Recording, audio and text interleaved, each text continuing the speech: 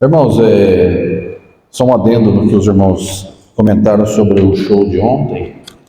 Nós vemos que ali foi uma demonstração de como Satanás está trabalhando rapidamente na instalação, na implantação do seu reino. Nós vemos ali que, acho que todos os irmãos que têm redes sociais, todos os irmãos viram os comentários, as cenas de obscenas que ali teve, e nós vemos ali, irmãos, que aquilo lá nada mais é do que está acontecendo em nosso país e muitas vezes muitos não estão percebendo, mas ali já foi uma foto do nosso país.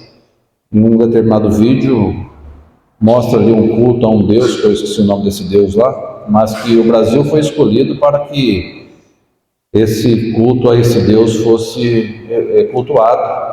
E foi o Brasil, foi escolhido.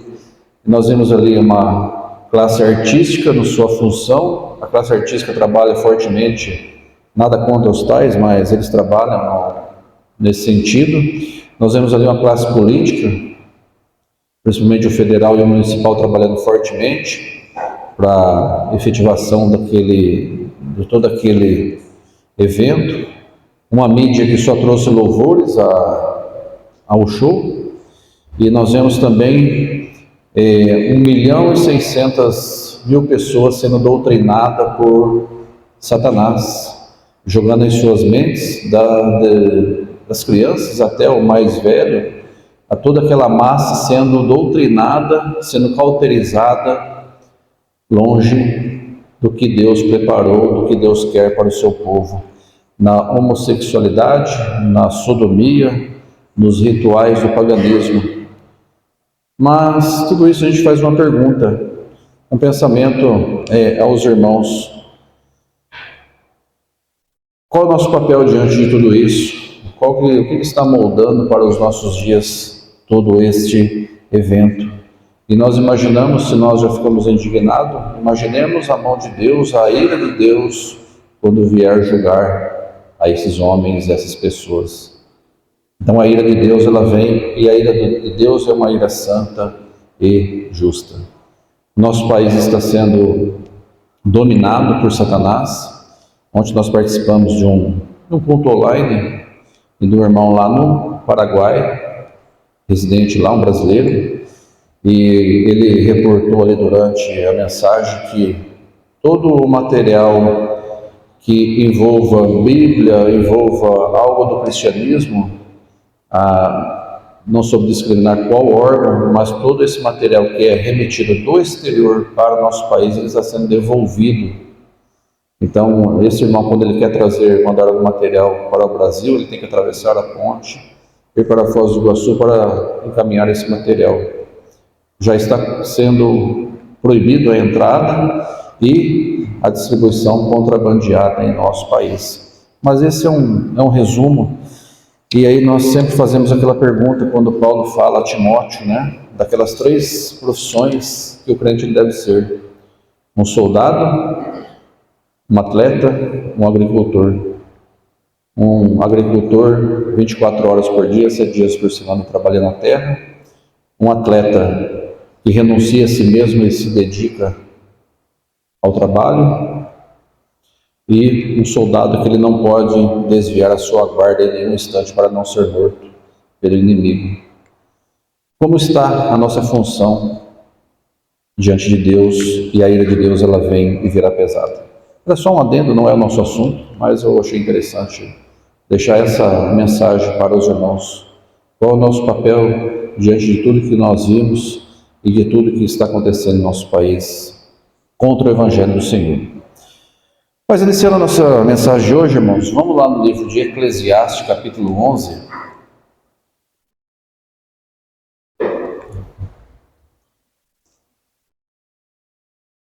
Eclesiastes, capítulo 11.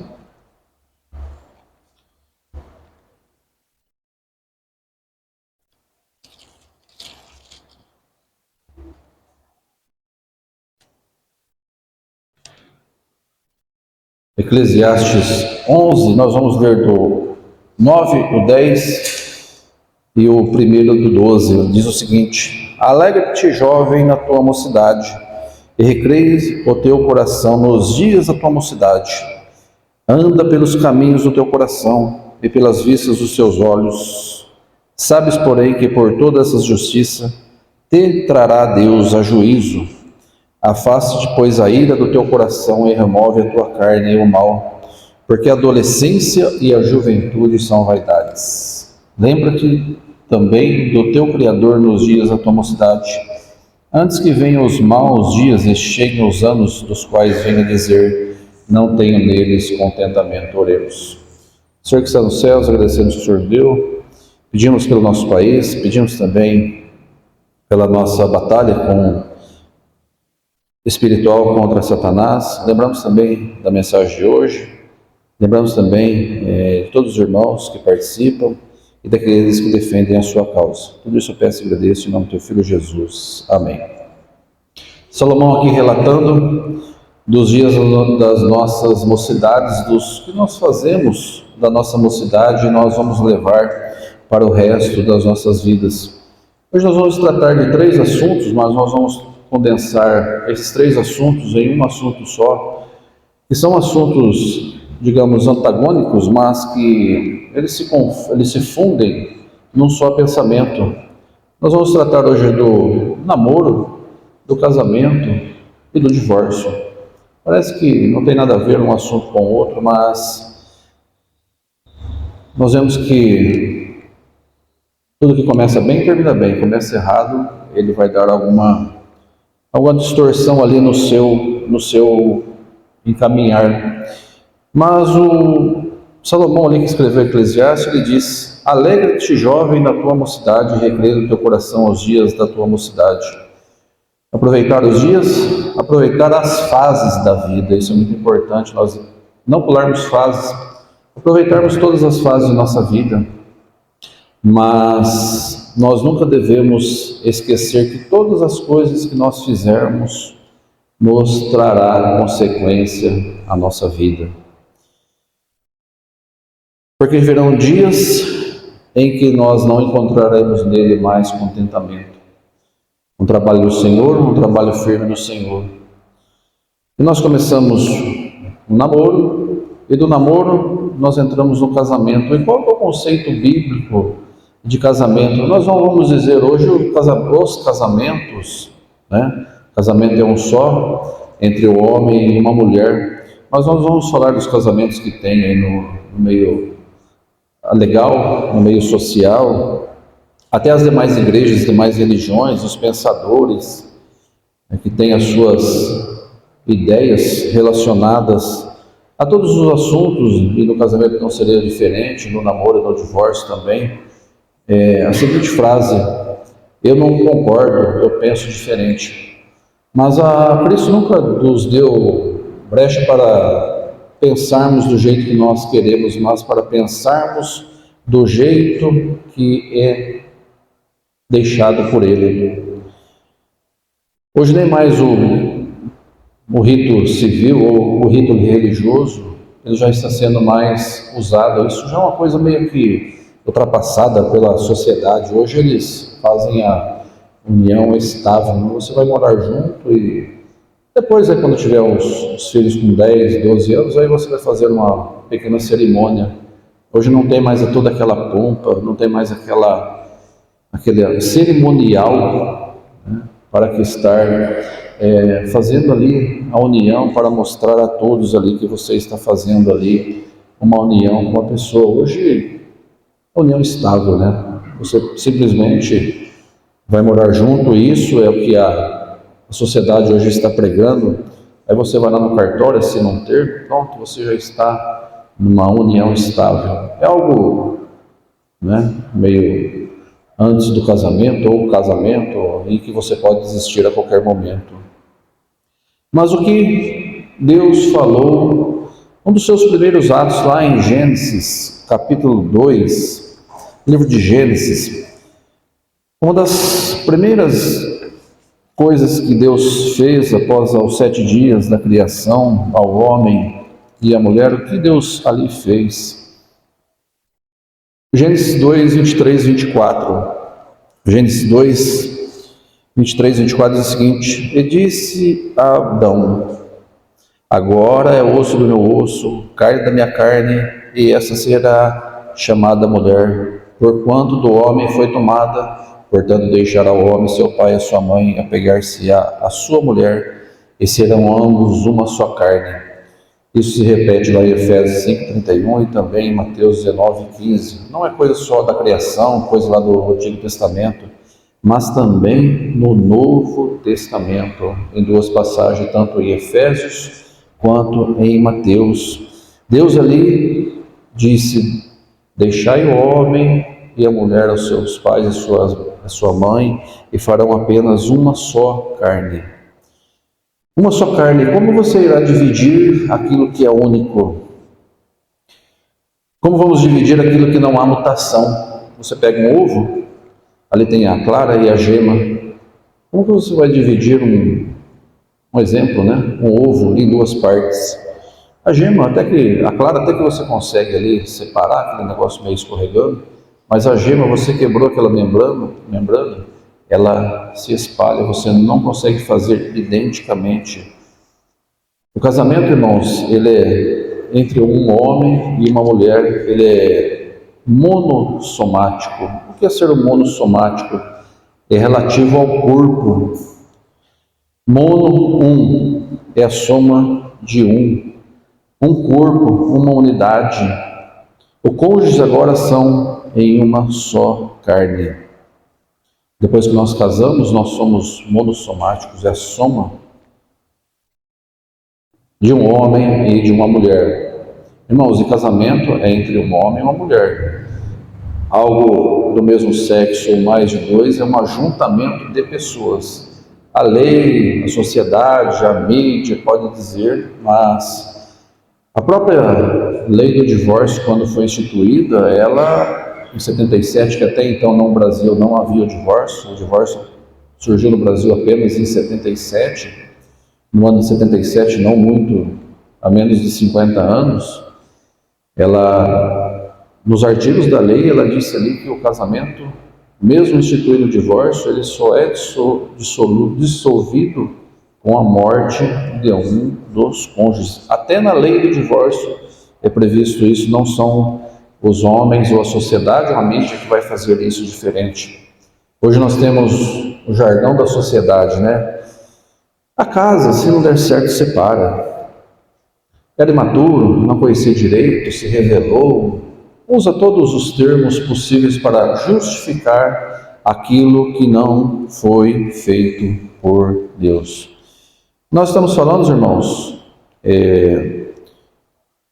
não em casos de violência, mas no caso de relacionamento, incompatibilidades bem. Vamos focar nesse ponto. Nós não nos demos bem, então nós vamos nos separar. Isso, irmãos, que vem do mundo, muitas vezes está tomando conta também da igreja. É algo que nós devemos ficar atentos. O casamento ele é sólido na base do Senhor. Deus estabeleceu o casamento entre o homem e uma mulher. Foi um dos primeiros atos, a primeira instituição que Deus criou antes mesmo do governo e da igreja. Deus estabeleceu que um homem e uma mulher tornariam-se apenas uma carne, uma pessoa. E Deus assim o fez. Estabeleceu em único propósito para a sua, em amor, também para a reprodução. E o casamento ele é um ritual, a qual Deus deixou, um ritual espiritual e também um físico, ali entre duas pessoas. A junção, o selo ali entre o homem e a mulher. E fisicamente ali através de uma relação sexual que dentro do casamento era para ser realizado.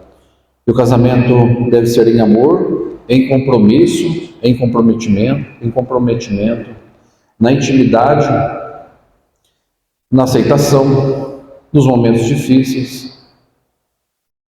O casamento tem as suas fases tranquilas, tem as suas fases mais complicadas. Isso todos nós que já passamos e estamos no casamento, nós sabemos como é ali um relacionamento. E o homem criou quando se não há compatibilidade, quando há os clichês, né? Aquelas dificuldades, não tem solução. O que o homem resolveu? Então vamos separar. Não deu certo, vamos separar. Mas Deus deu ali o amor, a tolerância, e todos nós passaremos por essa dificuldade. Dificuldades nós teremos, mas através da oração, através da comunhão, do entendimento, ali nós vamos entender um ao outro. Isso com o tempo, com a fase, cada fase do casamento tem o seu grau de dificuldade. No início do casamento é um tipo de dificuldade, depois vem outro tipo de dificuldade, quando tem os filhos, um outro tipo de dificuldade, aí quando vem o segundo filho, aí muda a dificuldade, mas o casal ali deve se moldar porque foi feito por Deus. E foi um aceite que nós tivemos. Diante de uma gama de escolhas, nós escolhemos, creio que nenhum dos irmãos foram forçados a casar-se. Foi por livre e espontânea vontade, já sabendo das dificuldades que viriam. Uma das definições do casamento, do dicionário, casamento significa uma união voluntária de um homem e de uma mulher, nas condições sancionadas pelo direito, de modo que se estabeleça uma família legítima, para mantermos uma família legítima. Cristo foi indagado sobre o casamento e o divórcio, lá em Mateus capítulo 19, ali Jesus foi indagado pelos famosos, né?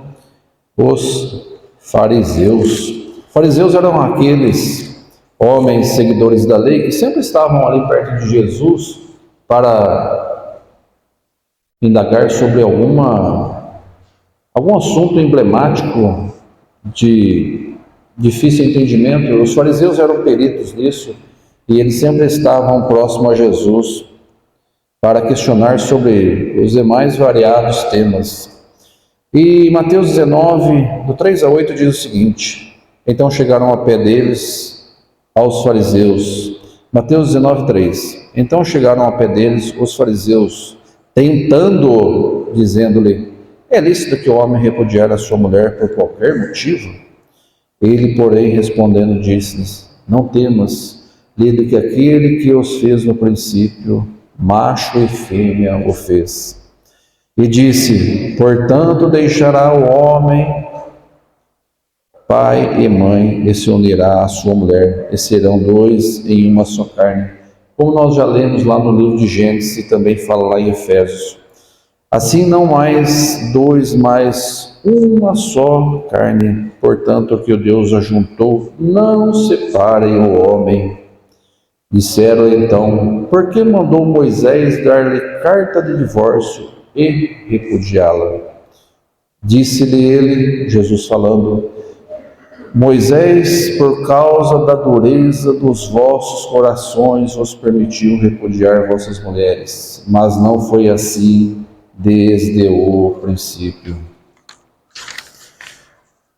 O que Deus fez, não separem o homem, porque Deus deu a carta do divórcio pela dureza dos vossos corações. Irmãos, aqui os fariseus fazendo aquela pergunta a Jesus. E aqui está bem claro que o que Deus ajuntou através da união, da cerimônia religiosa, da cerimônia civil, da união física, ali está juntado. E o que Deus ali o fez, o homem não tem o poder de se separar.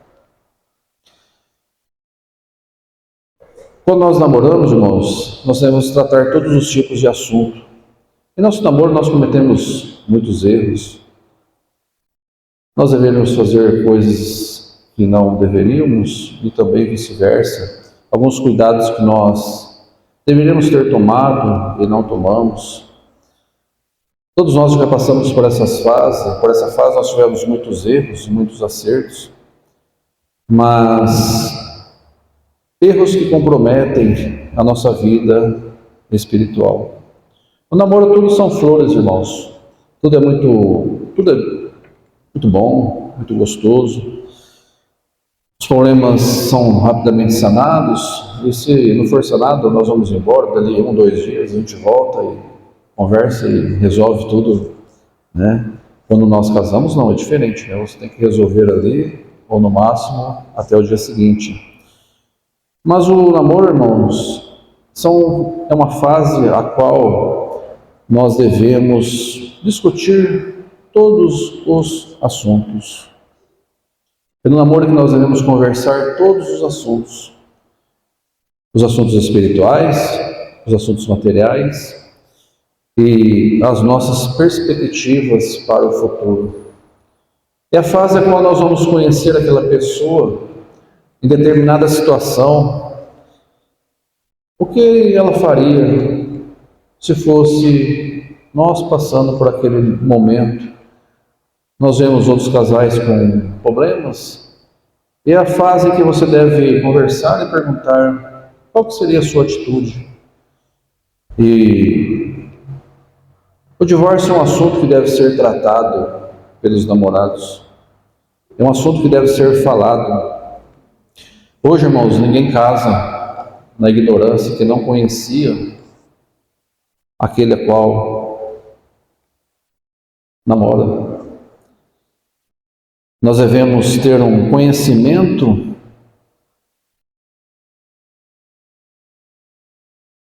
das suas ideias.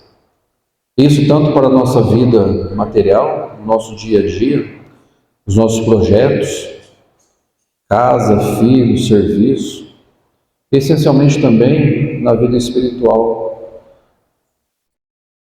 Qual é o objetivo para a vida espiritual? Primeiramente, ser um servo do Senhor. Isso eu não digo, irmãos, ser um membro de igreja, mas ser um servo do Senhor. Muitas vezes casar com um membro de igreja não quer dizer também que haverá um sucesso, mas se for um servo do Senhor, essencialmente ser um servo. O servo ele nunca vai deixar de estar trabalhando para o Senhor. Caminharmos sempre na mesma linha espiritualmente para o Senhor. Entrelaçados no mesmo entendimento. Ter aquele mesmo foco e objetivo de servir na caminhada com o Senhor. A caminhada não será tão tranquila, terão as suas dificuldades, mas se os dois estiverem no caminho do Senhor, muitas dificuldades que nós vemos no mundo hoje, esses servos do Senhor não passarão. O amor àquela pessoa, quando nós identificamos a pessoa que nós vamos casar, nós temos um sentimento totalmente diferenciado das demais. É algo que vem do coração. São resultados de oração, resultado daquilo que Deus preparou para a nossa vida, mas isso não quer dizer que não teremos problemas, isso nós teremos.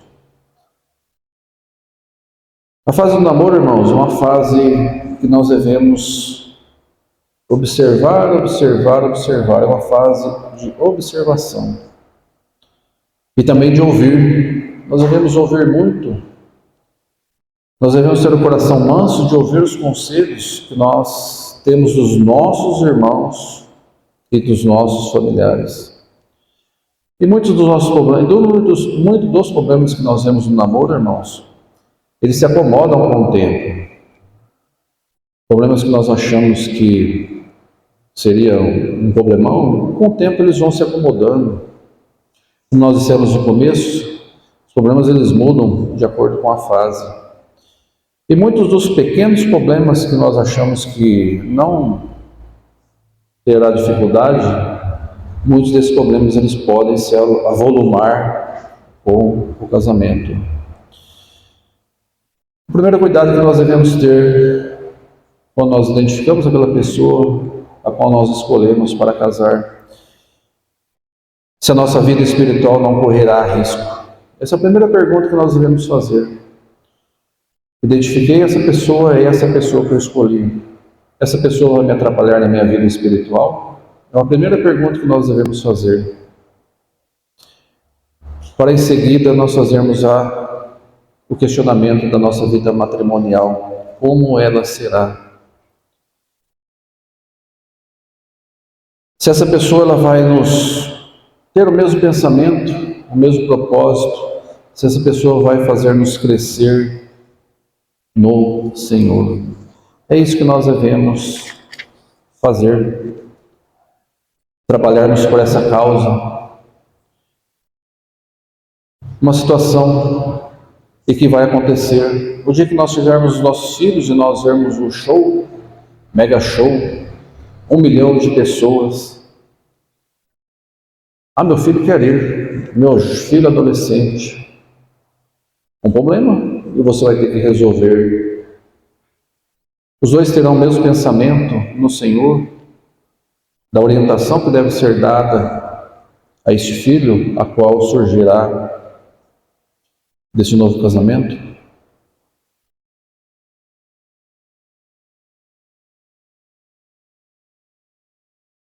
Em Salmo 119, irmãos, algumas receitas para o casamento, lá em Salmos 119, Salmos ele é rico em conselhos. Salmos 119, o maior capítulo da Bíblia. Ali ele alguns conselhos sobre o jovem, muito bem aplicado. Salmo 119, 9 diz o seguinte.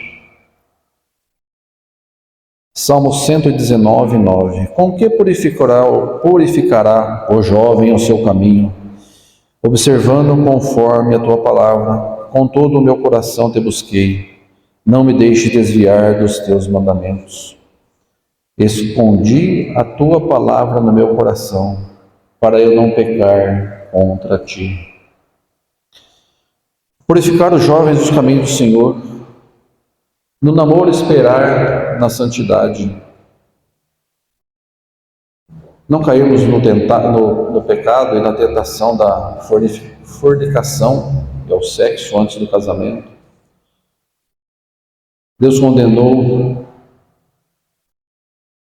isso lá em Tessalônica e também em 1 Coríntios, para que não desfrutemos daquilo que é reservado dentro do casamento. A sociedade, a mídia, o Estado propicia isso, mas mantermos santo e a santidade no templo do Espírito Santo que habita em nós nessa fase. Deus criou o sexo para ser feito no casamento. Foi um selo ali da união perpétua. E mantermos isso até o dia em que marcarmos a data para o evento, para o reconhecimento público do nosso casamento. Também no namoro, abstermos da aparência do mal, termos um rito santo no Senhor, no trajar, no falar, nos conceitos, e nunca irmos além do que Deus permite a prova. 1 Tessalônica 5, 22 e 23, não precisa ir, eu vou ler. Abstente-vos de toda aparência do mal, E o meu Deus de paz vos santifique em todo o espírito, alma e corpo, sejam plenamente conservados, irrepreensíveis para a vinda do nosso Senhor Jesus Cristo, para que abstenhamos de toda aparência do mal na santificação. No processo a qual nós devemos passar. E não sermos cegos também no namoro, não somente cegos, mas também no ouvir. A paixão muitas vezes nos cega, irmãos. Nós não vemos algo grosseiro naquela pessoa que nós escolhemos. Muitas vezes nós subestimamos as diferenças. E é um velho ditado, irmãos, que é muito bem usado. Ninguém muda ninguém. Aquela pessoa, a sua essência, ela não será mudada.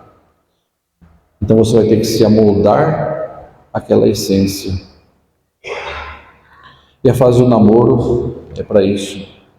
O diálogo, irmãos, é muito importante para conhecermos aquele a qual nós estamos. É um tempo para conversar. Converse. Veja o que a pessoa pensa em todos os assuntos, principalmente com relação ao Senhor. E também é um tempo de você expressar o seu amor, nada por cobrança, mas algo natural. Manter a naturalidade. O casamento também não transforma ninguém. É o período dos sonhos, mas nós não devemos confundir os sonhos que nós temos no casamento com a ilusão. Irmãos, a partir do sim, as coisas mudam. Bastante, né? Todos que já passaram por esse processo, todos te incentivam a casar, né? Vamos casar, vamos casar. Mas a partir do sim, aí é você que resolve, você que escolheu. Eu não te falei? Vem todos essas palavras. Aí os sonhos, irmãos, se tornam pesadelos. Aí é um negócio difícil.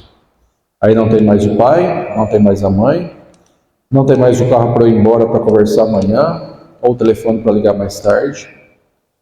Aí, como se diz, eu e ela, e aí? Né? Geralmente os homens não ganham, viu, Mateus? Mas deve ser feito em harmonia. E aí a família vai tomando o seu corpo, ela vai sendo constituída. Os filhos, sempre que possível, necessário no casamento, enriquece o lar. E vem a nossa responsabilidade, principalmente aos homens, no zelar pela casa. A responsabilidade que é investida na figura do homem. Há responsabilidade tanto material quanto espiritual. Em zelar pela esposa, o vaso mais fraco, na educação dos filhos, não digo nas pequenas, mas nas decisões mais importantes, ter o crivo do papel do homem. Quando nós casamos, criamos uma independência. Isso é natural, isso vai vir. Somente o fato de você estar numa casa separada, muitas responsabilidades vêm. Por mais que o começo do namoro seja ainda alguns elos de independência, mas isso com o tempo vão se cessando. Nas economias, nas finanças, no seu trabalho, na sua função, tudo que é decidido ali, na saúde, no lazer, vai tomando seu filho e corpo. Por isso, irmãos, o namoro é uma fase muito importante. Tão como o casamento. Porque ali é o conhecimento, o preparo. E para você conhecer aquela pessoa a qual você vai passar o resto de sua vida com ela. E você idealizar aquela pessoa idosa, aquela pessoa em momento que ela vai estar em dificuldade, aquele momento em que aquela pessoa vai estar triste, no momento que aquela pessoa vai estar carente, no momento que aquela pessoa vai ter os seus altos e baixos, e nós vamos ter que estar ali firme. E na rotina de um lar.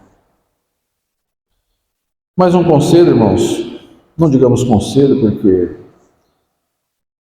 a gente aprende com a vida e aprende com as situações.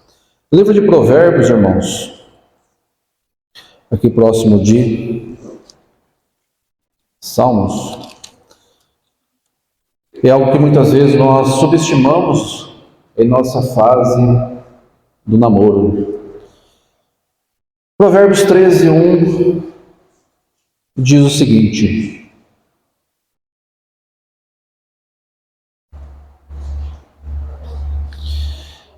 o filho sábio atende à instrução do pai, mas o escarnecedor não ouve a repreensão. Hoje, irmãos, tem um recurso, acho que todos os irmãos utilizam o celular. Hoje a gente recebe muita mensagem, né? O próprio e-mail já tem lá uma destinação, lá onde manda o tal do spam. E no celular tem ali um recurso ali, aquelas empresas de vender créditos, né? Ou cobrança, seja lá o que for, eles jogam uma linha no ramal que se diz, né? A todo o prefixo 14 ele joga a chamada. O primeiro que atende, ele pega ali, é aquela gravação. Então, o celular tem um recurso lá chamado spam. Aí você cadastra aquele número. Quem dos irmãos usa? Eu uso no meu spam. Pode erguer a mão, os irmãos que usam o spam. Para não receber aquela ligação chata, né? Aquela ligação que é conhecida como lixo eletrônico. Inicialmente esse termo era usado, era um termo alimentar, nos Estados Unidos era uma carne enlatada que eles usavam, que chamava de spam. E hoje aí com a divulgação aí das propagandas, cobranças, seja lá o que for, tem os 030, os 000, lá que você está numa hora ocupado, você está lá e toca aquele telefone, você vai lá correndo, né? É o 030, é o 0 não sei quantos, vai, né? Deixa estressado, irmão. Trabalhando lá, aquele negócio. Então, é um recurso que é muito usado, é muito útil, é chamado spam. Mas voltando aqui em Provérbios, irmãos, tem muitos filhos que ativam o spam para os conselhos de seus pais. Quando os pais falam, esses filhos jogam lá no lixo. Ultrapassado. Você está falando de novo? Irmão, se tem alguém que zela e quer o seu bem, são os seus pais. Nunca recusem e nunca desprezem o conselho de seus pais. Salomão diz isso. O sábio atende à instrução. O escarnecedor não ouve. E o namoro, irmãos, ouça os conselhos de seus pais. Ouça o conselho. Não esqueçam de Provérbios 13:1 no seu namoro. É de suma importância entendermos o que os nossos pais querem para nós. Um dia nós lembraremos dos conselhos de nossos pais. Um dia nós não teremos os nossos pais. E lembrarmos que nós desprezamos muito dos seus conselhos. Isso é algo que nós devemos ter em nosso coração nesta fase. Nós namoramos, mas eles estão observando. Isso é muito importante em nossa vida. O zelo pelos conselhos. Conselho dos irmãos, conselho dos mais velhos. O mundo vai te dar mil e umas instruções que esse sim você joga lá no lixo eletrônico. Esse você nem precisa ouvir, não precisa nem assistir a grande mídia aí, os grandes shows aí, que ali, se você for assistir aquilo lá, você vai tomar até outro rumo na sua vida, mas nós estamos falando de pessoas preocupadas com a sua vida. Isso é importante, não devemos esquecer. E para concluirmos, irmãos, uma pergunta muito usual. Lá em 1 Coríntios 7:9. 1 Coríntios Apóstolo Paulo, aquela sociedade de Corinto, aquela sociedade que estava toda desvirtuada, uma sociedade, né, e aqueles irmãos estavam vindo todos para a igreja, problemas no casamento. E aqui no capítulo 7, 1 Coríntios 7, 9, aqui ele dá alguns conceitos, algumas regrinhas para o casamento. E a pergunta que a gente faz: qual o tempo do namoro? Qual é o tempo do namoro? E aqui Paulo, em 1 Coríntios 7, 9, ele dá esse tempo. Mas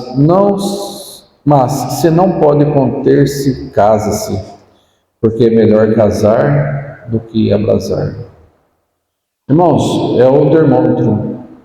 Como está o nosso relacionamento?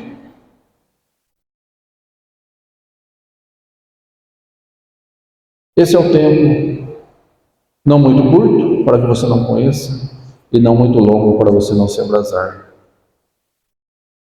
Achou a pessoa certa? Inicie os preparativos.